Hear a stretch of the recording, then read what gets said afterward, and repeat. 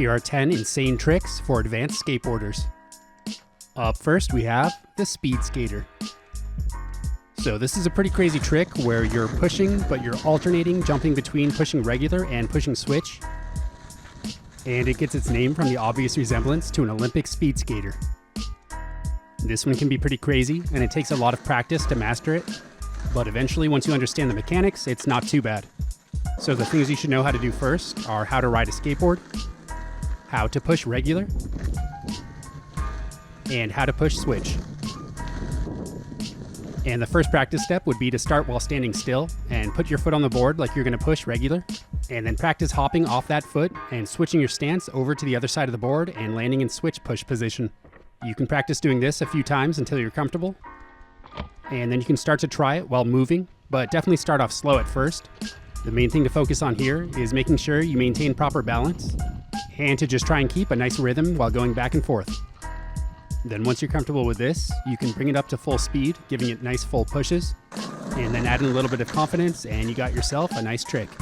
Coming up next, we have the seesaw. This is another tough one where you alternate between standing on your tail and then jumping forward onto your nose and then back and forth. This can be a hard one to master, but it's definitely a guaranteed letter in a game of skate. All you should know before learning this one are manuals and nose manuals.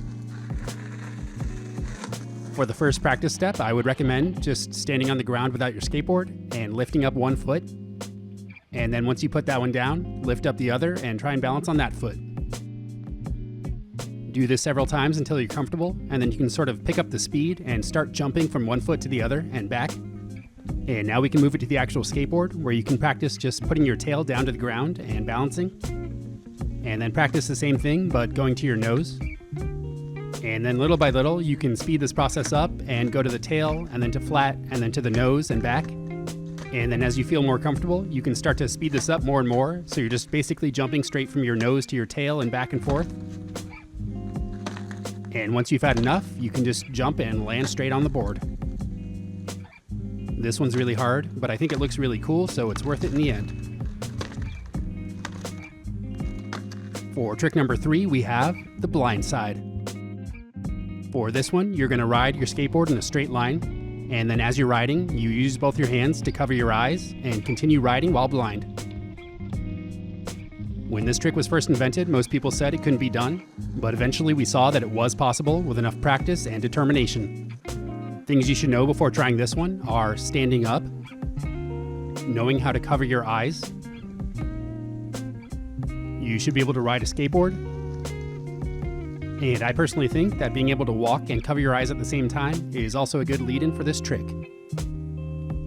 So the first practice step for this one would be rolling and just try covering one eye. And once you have that down, you can go back and try it while only covering the other eye.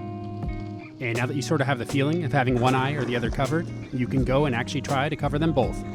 Just make sure that you have a clear runway and a lot of confidence. For trick number 4, we have the mega flip. For this one, you're riding your board, and then as you're going along, you jump off to the side and then use your back foot to kick the board up and away from you. The cool thing about this trick is it's one of the few tricks where you don't actually have to land it for it to count, although you still can for extra points. The only thing you need to learn before this one are kickflips, because sometimes the board will flip in a similar direction. So the first thing you should practice is just standing on your board and jumping off to the side.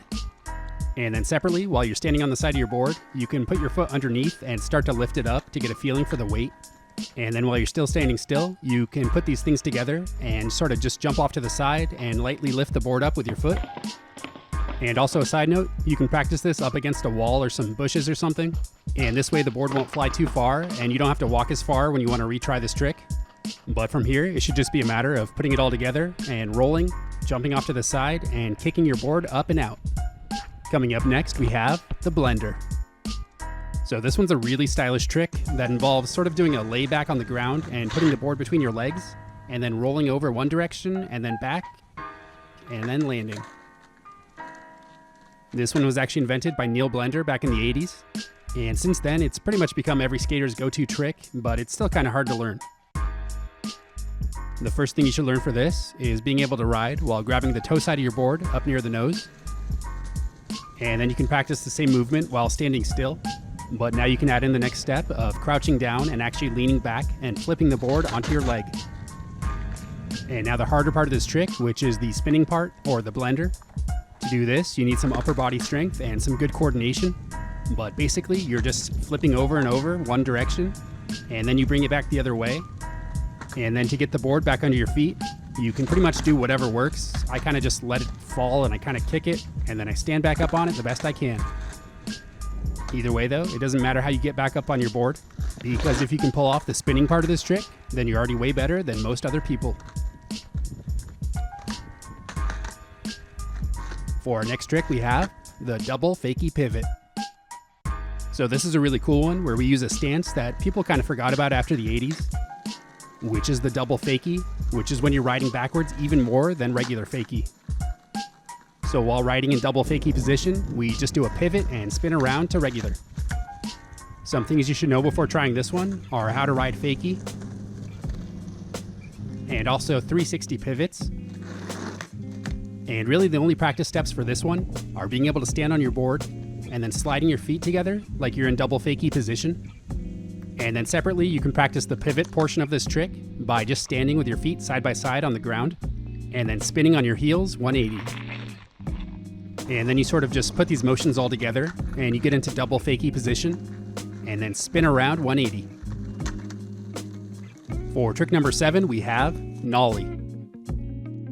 For this one, you're going to be riding your skateboard, except you're not going to be in the normal riding position, but rather you're going to be up towards the nose in what we call Nollie position.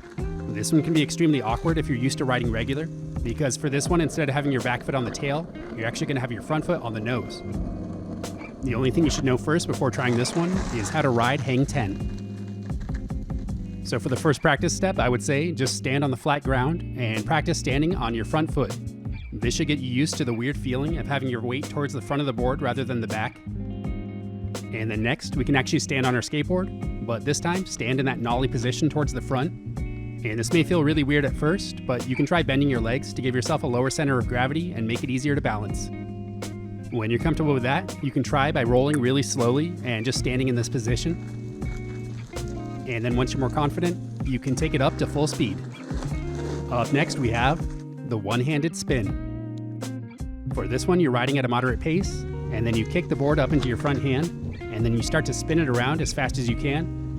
And you can even switch directions if you want to, but either way, once you're done spinning, you jump back on the board. Before learning this one, all you need to know are ollies and pressure heel flips. The first step to learn would be standing still on your board, and then just popping it up and into the air. This is going to be the first movement to get the board up into your hand. And then from there, you can separately practice by just picking the board up with your front hand and practice spinning it on the ground, which can be pretty tricky to keep it level at first, but eventually you'll kind of figure out the balance of the board and how to shift its weight. And then from here, you can practice the final part of the trick, which is just jumping back onto your board. You can start this one off slow at first by kind of just doing the tricks kind of individually by popping it up and then taking some time to get the balance and then spin the board, and then finally just jumping back on. And then once you have it all down, you can sort of just roll into this one to give it a little bit more pizzazz, and then hopefully you can get it every time. Coming up, we have the knee knocker. This one's actually a brand new trick that most people haven't seen yet, but it definitely qualifies as insane, so I thought I'd put it here. For this one, you're going along in a straight line, and then you sort of start to crouch down and you grab the board on the nose and the tail at the same time, and you go to your knees and continue riding. Tricks you should know before this one are riding and coffins. The first thing to practice for this one would be just standing and then going to your knees on the ground and kind of feeling out what the balance is like. And once you have that, you can practice going to your knees on a skateboard, but make sure you're not rolling yet. And then while still stationary, you can practice the whole entire movement of grabbing your nose and tail and then slowly lowering yourself to your knees. Hopefully you've built up enough balance and confidence with this one that you can actually put it together while rolling, because really, in my opinion, this is one of the coolest tricks I've seen in probably the last 25 years. And for our final trick, we have 8-wheel drive. This one's a little out of the box, but it's still really cool. You're basically riding along while holding another skateboard, and then you put the board down on the ground and ride it with your hands while you ride your original skateboard with your feet. For this one, you're going to want to practice planking for about 2.5 hours. And this is just to build up the upper body strength to basically be able to ride the skateboard with your hands, but also lift back up into a standing position. After that, you can practice just standing still with one board and then bending over and putting it on the ground and leaving your hands on top. Next, you can try the same thing, but while standing on a skateboard, which will be a little bit harder to get the balance right, but you should be able to get it with enough practice. And then finally, there's really no other way to ease into it. You just need to start rolling, put the board down, and pray. So this was just a list of 10 tricks that I thought were particularly crazy and maybe good for some of the more advanced skaters to try out. Each one of these is pretty hard, and they took me a few years to learn each one. But I'd definitely say that it was worth it, because now I know pretty much some of the hardest tricks in the entire world. So I definitely recommend going out and having fun and trying all these tricks. And also I'd be curious to hear some of your favorite advanced tricks, so go ahead and leave them down in the comments. As always, I'd like to thank my wonderful Patreon pledgers for being so beautiful.